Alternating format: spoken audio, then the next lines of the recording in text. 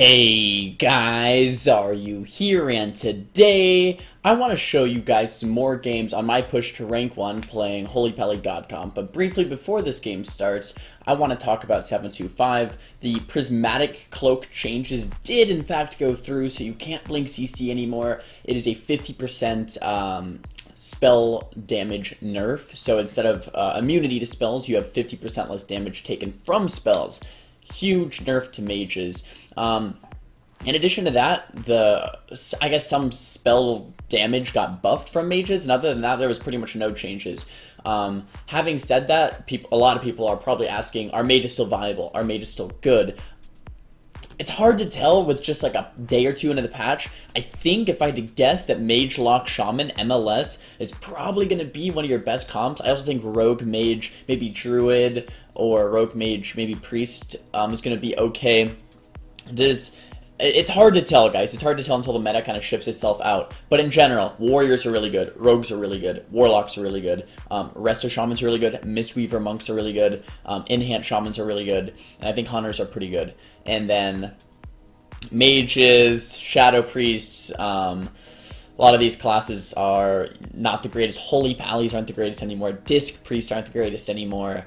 A lot of nerfs, and it's going to be pretty hard to, kind of adapt to all these changes, but I'm very excited too. A new patch means a bunch of new comps, bunch of new strategies, so it is exciting stuff, but as of right now, it's kind of, a lot of the stuff that I like to play isn't quite as strong, so we're kind of adapting still. Here, in this game, in 7-2, on my way to rank 1, I really wanted to show you guys the games versus this TSG, because a lot of people, I think, would just spam sheep on the DPS in a situation like this, and I really want to, drive the point home that peeling as a Frost Mage doesn't have to be with Polymorph. If I was sheeping the DK and the Warrior right here, that means I wouldn't be able to have a Blizzard down. I wouldn't be able to Ice Lance with Splitting Ice. I wouldn't be able to have an Orb down. I would basically forfeit all of my offensive pressure if I had, just Polymorphs onto the DK and then Polymorphs onto the Warrior.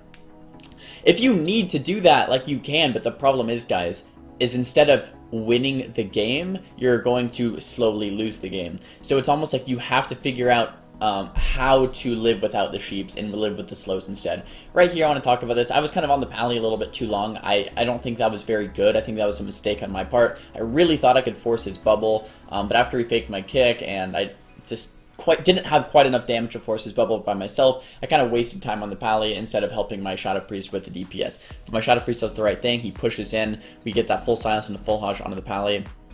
Trying to see what I can get out of the Pally here. Still trying to get that bubble. Still freedom.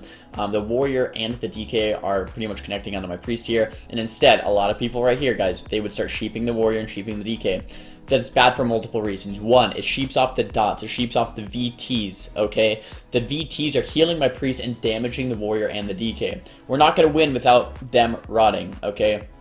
If they don't rot, we will not win the game. And then the Priest is getting healed from those dots. So if I'm sheeping off the Warrior dots and sheeping off the DK dots, and then they get dispelled, well then guess what? My Priest is squishier. He's going to die easier than if I would have just left them alone and not sheeped. So it's a very weird concept, but once you kind of get it, I'm running Frigid Winds as well, so when I have these slows down, my Priest can literally kind of just dot things and kind of move a little bit with freedom. Look, if he has freedom and moves a little bit, they're not going to catch up to him, they're not going to catch up. They're 65 to 85% slowed, depending if I have a Kona Cold or just a normal chill on them. And yeah, I get a couple sheeps onto the Pally here. I block that CC because I don't think they're going to kill me. Full hush on the Pally. The Pally is forced to bubble. We get that AMC down on both, but it doesn't really matter. Have that Blizzard down, and that Blizzard resets my orb, so I have another orb pretty soon here. Get that orb down, get another instant Blizzard down. These guys are just getting destroyed. They're both getting pretty low. Warrior is the target of choice here. Get that Ebon Bolt off, the full silence out. Someone is texting my cell phone, and the Warrior does go down. So pretty awesome game there, guys, but I really want to illustrate that you can't just win games by peeling with polymorphs. You have to win games by peeling with slows, especially when you're playing comps like God Comp or MLD. I have talked about this before, so if you've seen other videos, this may sound really repetitive, but a lot of people, I think, would benefit from this, just like getting that spread pressure down. And hopping into another game against the same team, the TSG. I think this is the highest TSG queuing, at least on the last day here in North American servers. And I really want to illustrate that the sheeps are not important. You can just peel completely with slows. It wasn't just that one game that we won before, but you know, many games that you can really just survive without sheeping. This game they decided to go on my Paladin. Paladin pops his melee wings. He gets very low. He gets into that Hajj, into that Bell of Silence. He's still getting very low. He might have to bubble. I'm not quite sure yet.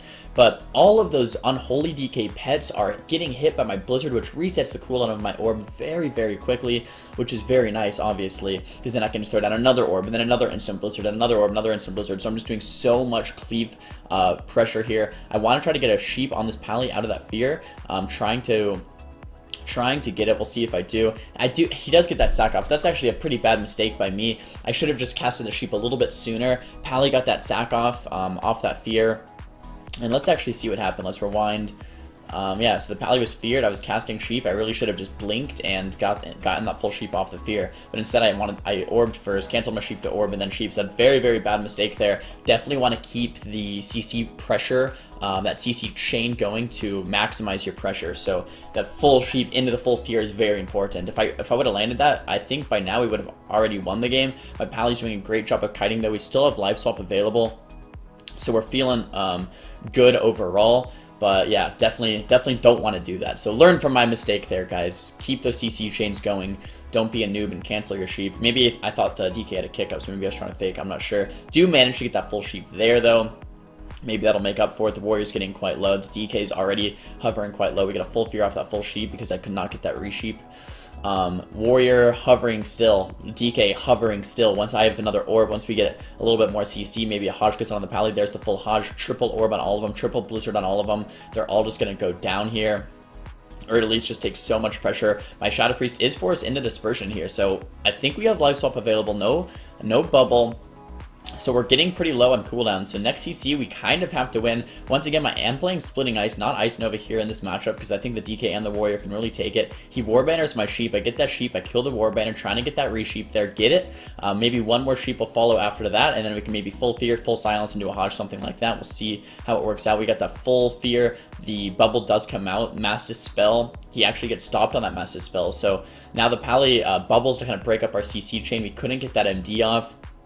They're really going down on my pally right here. We overlap the Hajj and the silence, so another mistake by us, actually. The Hajj and the silence right here were on the pally at the same time, which is very unfortunate. But, you know, things like this do happen, even in higher ranked games. Have that Blizzard down, and the DK is getting so low. Rally does come out, so that's probably about the last defensive cooldown now. After that rally, he MCs the DK to just kind of prevent the healing. The Paladin does pop his melee wings. I have Icy Veins Orb in about 20 seconds here, so if they don't go down, they were down anyway. But there we go. Get huge damage off on the DK. And that is about it. So these were my couple games leading up to rank 1, guys.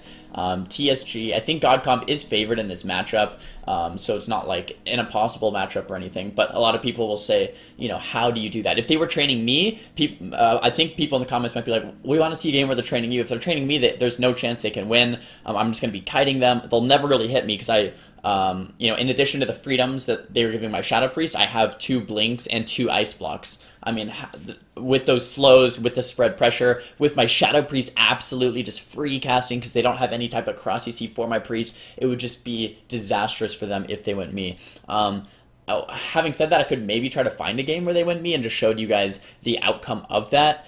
But I don't know if I have any at higher MMR because the higher MMR teams wouldn't really go me. But I'll see if I can find that eventually, or maybe sometime throughout this season.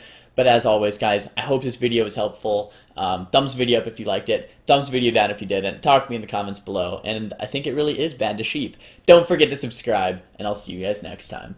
Peace!